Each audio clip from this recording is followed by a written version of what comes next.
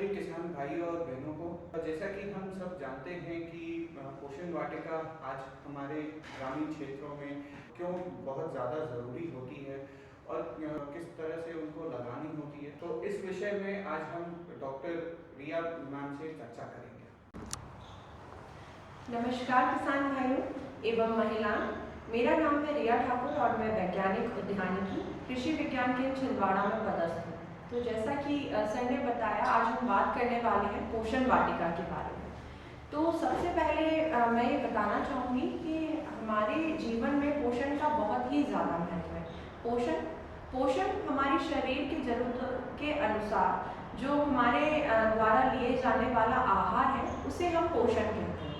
अब पोषण आप समझ सकते हैं कि पोषण में कार्बोहाइड्रेट भी आता है, प्रोटीन भी आता है। इसके अलावा अगर हम बात करें, फाइबर भी आता है, विटामिन्स हैं, या जो हमारे खनिज हैं, लवण हैं, ये सब पोषण में आते हैं।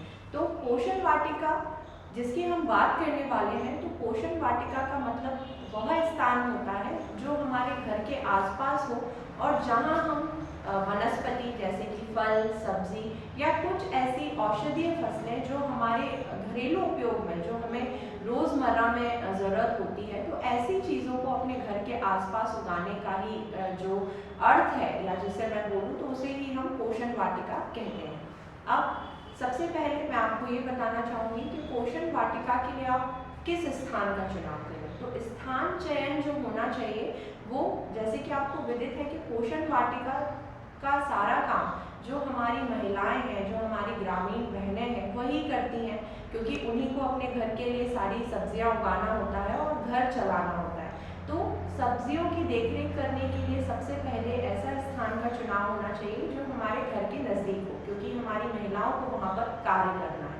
दूसरा, ऐसा स्थान जहाँ पर धूप आती हो और जल भराव की समस्या न हो।